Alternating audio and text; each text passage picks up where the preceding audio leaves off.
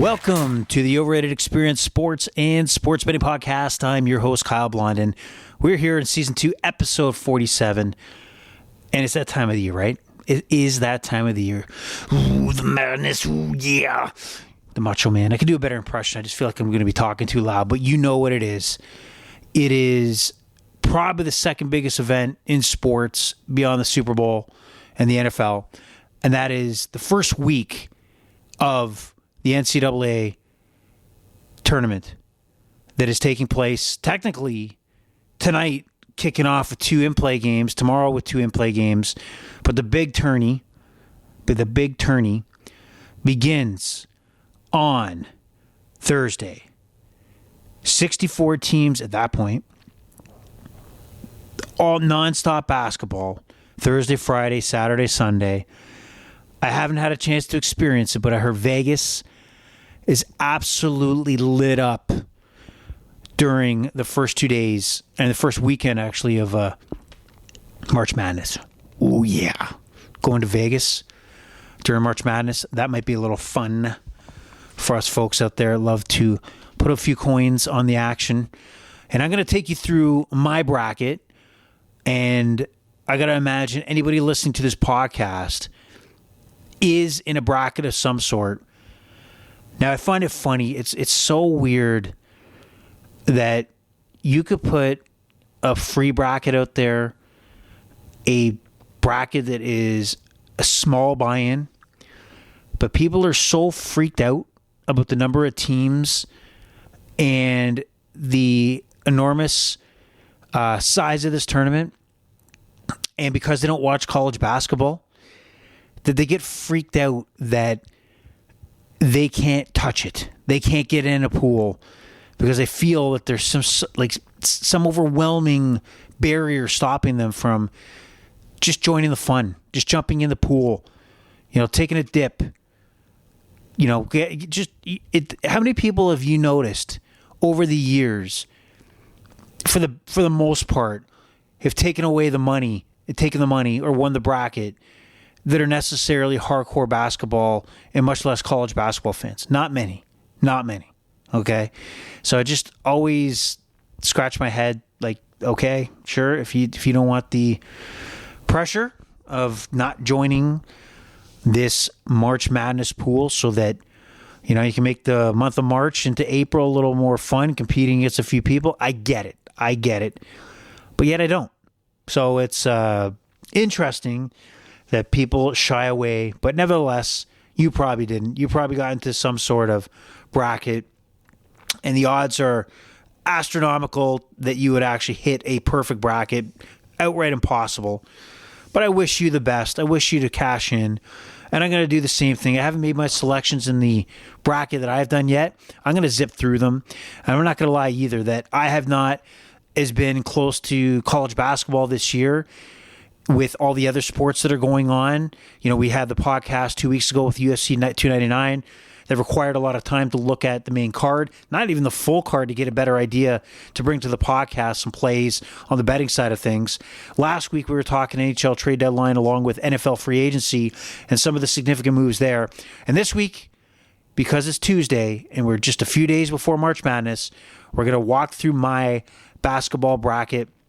You're going to hear my plays, and I'm going to zip through them, and I may or may not have some insight, which I don't, and you're just going to follow along and see if I'm talking out of my ass or I know what I'm talking about. So let's get going, but we're going to kick it off with a few items in the sports world, one being the big news in the NFL. The Pittsburgh Steelers have done it again. They've stolen the spotlight. They have made a trade for Justin Fields, another quarterback, already signing Russ Wilson to a 1-year deal. Now they've traded for Justin Fields from the Chicago Bears, which 1,000% solidifies that the Bears are going to choose Caleb Williamson out of USC as the first overall pick, which is the right play, by the way. Caleb Williams, sorry. And Justin Fields goes to Pittsburgh. On the surface, it looks like he's the backup. But I'm going to give you the Kyle opinion here, the real opinion, what I see happening. When Russ, I'm going to still call him Russ. I'm not going to go Russell anymore. When Russ Wilson went to the Denver Broncos, my first initial thought was that things are going to go well for him. He needed a scenery change. He needed a fresh start. It looked like Denver was that fresh start, and I thought he had big things in line for him with the Broncos, kind of that second breath to his career. Very quickly, you could tell that this ship was going down. The Russ Wilson phenomenon, the balloon, the hype, let's ride, was going nowhere. And I jumped off that bandwagon fast. From thinking that he might be an MVP choice hitting the Broncos to no, he's not. And coming into a new season where Sean Payton had taken over the Broncos, you heard on the podcast that I couldn't think of a way that Sean Payton would, unless there was like above, not just average success, but above average performance from Russell, whatever, that Sean Payton was not going down with that ship. There's no way he walked in as an in-demand head coach in the NFL and didn't already have that asterisk in his contract that he has final say over personnel, including Russell Wilson, and taking a huge dead cap if it took that to get rid of him, to bring in his own quarterback and bring in his own program and to do a major facelift when he's seen fit. And that's what was predicted here on this podcast, and that is exactly what happened. The Pittsburgh Steelers may be the only program where he may go with the weapons they have and the program that they have and the defense they have could also win ball games where he may be decent.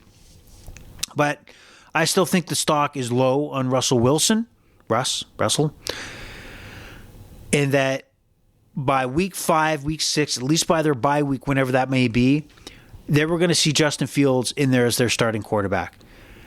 I heard a rumor, or at least a tweet or an X, that contract extension talks to Russell Wilson were going to, or were promised to him at the end of this season coming up, because he signed a 1-year deal, like $1.2 million, because he's getting a boatload of money from Denver, and there's no reason why Pittsburgh had to pay this amount or commit years to him. But I look back at, isn't that what happened to Kenny Pickett? He was promised to be able to compete coming into the training camp. Well, that didn't happen. Immediately, as soon as they picked up Russie here, that he was told that Russell Wilson's going to get the ball. And Kenny Pickett's now in Philadelphia. Does Russ Wilson really think that the Pittsburgh Steelers are ready to make that commitment and just hold off till the end of the year? Well, you got major disappointment coming up, Russie, because that's not going to happen. As soon as they bench you, or as soon as you can't go, which you won't, because you're sluggish, you're not the same guys you were, Justin Fields will be running the show. They're going to make sure that they give him enough reps so they can make that decision coming out of his rookie contract. Are they going to give him a long-term money? They can franchise him. They can do whatever they want. They have a lot more flexibility with Justin Fields to make a decision, and you're just the backup plan, buddy. You're just the backup plan, the what if just in case, because you came cheap. There's no way if you were in the free agency market, you were going to get Kirk Cousins money, especially from the Steelers. You were on the cheap. Everything's looking bright right now. I like the guy. It's not even like I don't like him, but I don't get the hype. He's done. Everything is showing us that it's over. His time is over. And you're going to see Justin Fields get a shot in Pittsburgh while Russell Wilson's on the bench. So that's my take on that NFL signing. You can lock that in. Well, whew. Some other news and notes. The baseball season's about to kick off. Dodgers and Padres are in South Korea. They're actually going to kick off tomorrow at 6 a.m., I believe, a 2-game series. Not really into it just yet in the baseball side of things. We'll kick it off, and that will be the focal point in the summer as we look at the podcast and some of the matchups on a daily basis. If you love baseball, and if you don't love baseball, but you love betting, baseball is on every day, which is awesome for you guys who can handle constant betting on a daily basis. That's a great sign there. Also, on the NHL front, playoff races are happening. The season's winding down. We'll shut down in mid-April, and then we'll head into the playoffs at that point, some of the key races, just some teams that stood out to me were the Detroit Red Wings. They were on a 7-game slide, it was, heading into the weekend. They squeak out a victory against the Buffalo Sabres, who are actually running high and have stuck around in the playoff hunt on Saturday. And, Detroit getting that big win. They squeaked it out. But that should have been the turning point. But on Sunday, they came out flat. The Pittsburgh Penguins rolled them. They destroyed them. And really, it was a nut punch, because that was an awful performance by the Detroit Red Wings, that they're fading fast. So that's an eye-opener there on the NHL front from one of the playoff races that are getting to the end. No EPL action this weekend, as the every so often the European leagues stop. Most of the World League stop for international break. There's a lot of international friendlies this week. You'll notice the MLS is going to continue to go, a full slate of games where they'll play without those folks that have returned to their national clubs across South America, Europe, and wherever. So they'll keep going strong. You got me betting on it, so that's all good with me. And just on a betting note, and that reminds me about betting, I'm right now using FanDuel. So that's my selection at the moment. We've talked about using multiple books, and that's what we should be doing. But right now, I'm not destroying, my bankroll here. I'm just using one provider. But there's eye-opening things that are happening and things that are changing that are kind of ruining what I think is the ability to actually become good at this thing, and that is betting and sports betting. If you've noticed, the same game parlays, which are very popular, and by the way, are not a good idea if you want long-term success. I know that. You should know that. Every pro knows that. But they're damn exciting, and sometimes I can't stop myself, and that's why I'm not retired. But what I'm noticing are things like the same game parlay, especially in the soccer side, that now that even though there are multiple options available, let's say, for example, you decide to take over 2.5 goals or 1.5 goals in a game, but you combine it with 6.5, let's say, corner kicks, which will provide a lower payout versus 7.5 corner kicks. But when the same game parlay was created, you were able to take that bet. So I could say the game's going to have a goal and a half, and I'm going to take over 6.5 corners. This is just a fictitious example, of course. And you bet $100 and win 50, but they would let that bet go. No more. No way. No how. If you try to do certain combinations in your same game parlay, they are restricting it, that these games are not able to parlay with each other. This is an absolute disgrace. So right now, you have a gambler who's already on the low end of winning a bet when they go multiple bets in one same game parlay or a multi-game parlay. And now you're restricting the choices that can be made. If you've listed the item as a same game parlay, whether it be 6.5, 7.5, 18 goals, under 18 goals, why are you restricting the mixing and matching that goes on in that same game parlay? Absolute disgust. And also in FanDuel, many times as you select the item you don't want to go with, whether it be over, under, how many yellows or whatever, you'll notice the odds immediately change as you press the selection. And then when you unselect the selection, it goes back to the odds you originally seen. What is going on? What is going on? And if you and I do challenge you to do this. Online, there's many options to find calculators where you can punch in a parlay calculator so that it will give you the true odds on, the minus 158 and the, matched up with the minus 267. I'm just making up numbers here. Putting $100, that should truly pay out. Don't let the same game parlay or the parlays on these FanDuels and DraftKings fool you. They are not giving you the true value for that parlay. They're ripping us off. Frankly, ripping us off. So watch it, be careful, and be like me. Don't be like me, actually. Is that we need to stick to more single game parlays. Say no. Don't gamble for the sake of gambling, because they're cutting corners. It's almost like if you ever went to the casino and if you've constantly played, let's say, roulette, more and more roulette tables are adding a third, what is it? A third zero, like a double zero, a third. Like there's always a single zero, and there's a double zero, and it just puts that one lower, a significantly lower percentage for you to win, or at least one more roll where the house is going to win.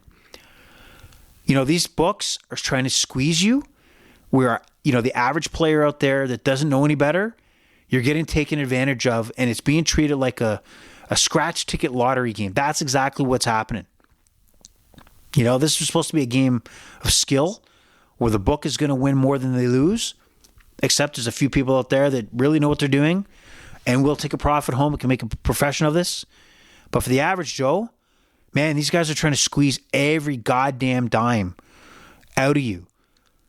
Most likely you're going to give them all the dimes you have anyway because even if you win tonight, you're going to piss it all away tomorrow. But no, they got to make it even harder for you to get a bet going. I'll give you another example. I noticed the FanDuel thought, hey, it was a nice ad. NHL action tonight. I didn't notice, or maybe I'm the only guy that hasn't noticed, but the new wager you can place on is over under if there will be a power play goal during that game or a shorthanded goal. Power play goals are like minus 200 and 300 in the couple games that I checked. I haven't really looked at many of these. Who's going to take that straight up?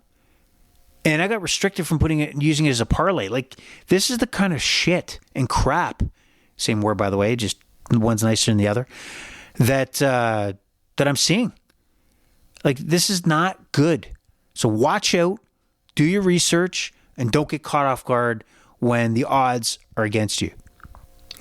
All right, that's my diatribe here. We're going to go through the bracket for March. Man, that's the worst. I've done way better Macho Man impressions than that. Because if you know Macho Man, Randy Savage, WWE, WCW, he was madness, like the Macho Man, right? So, we're going to kick it off. Now, I've been using Yahoo. I have not been impressed with their app, especially trying to set up, with buddies to try to do a bracket.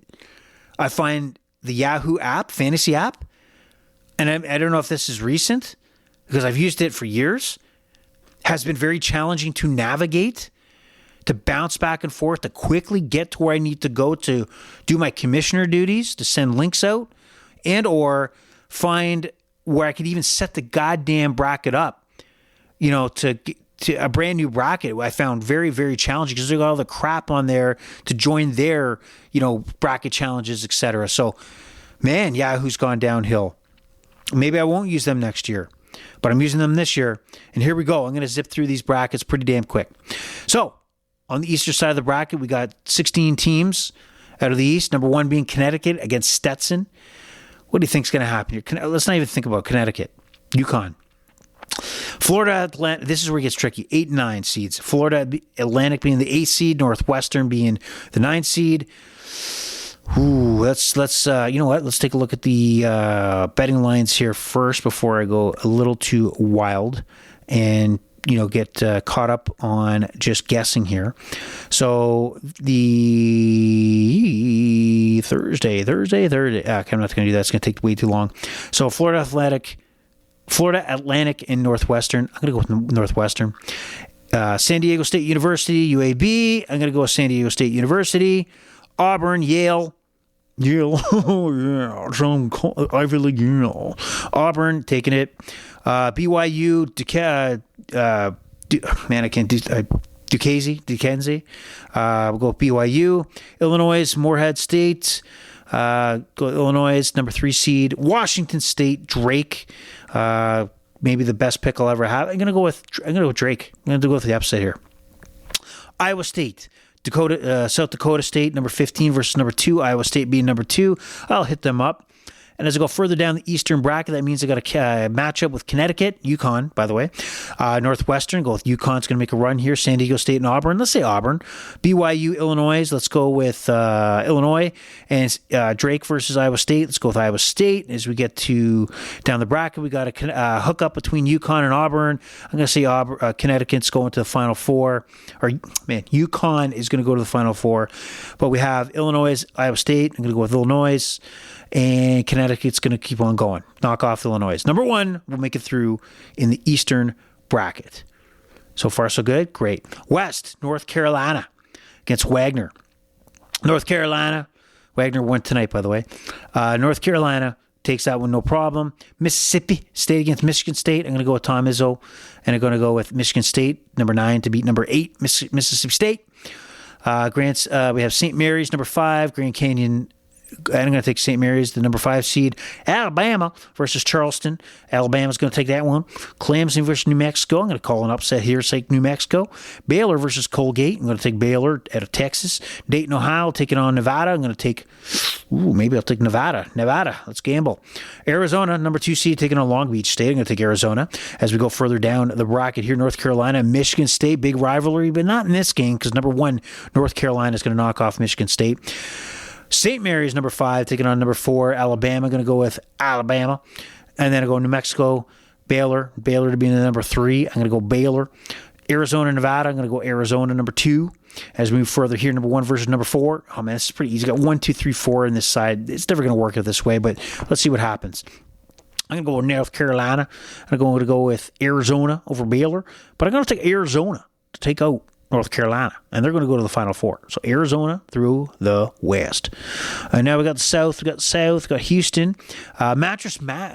Was it Mattress Mac? Yeah, Mattress Mac. There's a guy out there, a gambler, that has a mattress store. His really name is Mattress Mac. And he's taken millions of dollars on Houston to win the tournament as one of the number 1 seeds. He does have a promotion with his store, so how it works out. If he doesn't win, he still makes money off the mattresses he sells, and he even wins even if Houston does win. There's some sort of guarantee with the store where it works out both ways for him. Let's go with Houston, number 1 seed over Longwood. Longwood, wow. What kind of students you got there? It's a lot of pressure for the guys. Anyway, Nebraska, Texas A&M, number 9 over number 8, Nebraska. Wisconsin over James Madison. Number 5 beats number 12. Duke over Vermont. Number 4 takes out number 13. Texas Tech, number 6. North Carolina State. I'm going to take North Carolina State, the number 11 seed. Kentucky versus Oakland. I don't think Kentucky is going to make a far run here, but as the number 3 seed, I do see them taking out Oakland. Florida versus the winner of BSU in Colorado, which is happening right now. I'm going to take Florida in that one. Marquette versus Western Kentucky. The number 2 seed is Marquette. We'll take Marquette as we go further down the bracket. I'm going to run with Houston. I'm going to take them over Texas A&M. Wisconsin, number 5 versus number 4, Duke. I'm going to take number 5, Wisconsin. Duke's going to have an early exit. NC State's going to knock off Kentucky. That's the number 11 versus number 3. NC State's going to go on a little bit of a run here. Florida, number 7 over Marquette. I'm going to go with Marquette. Let's go further down the bracket. Houston, Wisconsin, stick with Houston. NC State knocks off Marquette. They go on a run. And Houston, I'm going to say, I'm going to go wild. I'm going to go off the board here. Off the board, I'm going to say NC State makes the Final Four. I have to throw out some wrinkle that we didn't see. There's always a team that makes a run, a Cinderella team, and why not NC State? Purdue in the Midwest, number 1 versus one of the playing game winners. We're going to go Purdue. Forget about, I don't even care who's playing in the playing game. Utah State, number 8, taking on TCU, and we're going to go with TCU on that. Gonzaga, number 5 versus McNeese. The fuck kind of name is McNeese? Gonzaga, number 5, is going to take that on. Kansas, Sanford, number 4, Kansas, traditionally a powerhouse basketball program. Got to take that against South Carolina, number 6, taking on Oregon. I'm going to take Oregon in that one for the upset of South Carolina. Creighton, number 3 over Akron, and that's going to be 7, facing 10, play-in winner. I'm going to take Texas. Tennessee, number 2, taking on number 15, St. Peter's. St. Peter's doesn't have a prayer. I'm going to go with Tennessee. Purdue walks over TCU. Gonzaga hangs in there, knocks off Kansas. Oregon loses to Creighton. I'll see Texas knocks off Tennessee. I'm going to make an upset there, number 7 over number 2. And we got Purdue versus Gonzaga. And I'm going to say Gonzaga makes a run here, knocks off Purdue. Texas and Creighton. I'm going to say Creighton. And I'm going to say Gonzaga moves on to the Final Four. Now, what do we got here? We got a Final Four matchup. So, out of the East, we got Connecticut, UConn taking on Arizona. NC State taking on Gonzaga. Let's go with Gonzaga.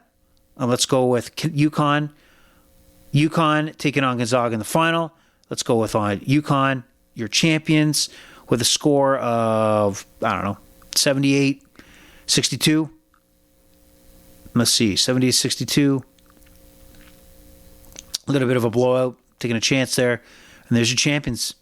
UConn, once again, national NCAA basketball champions.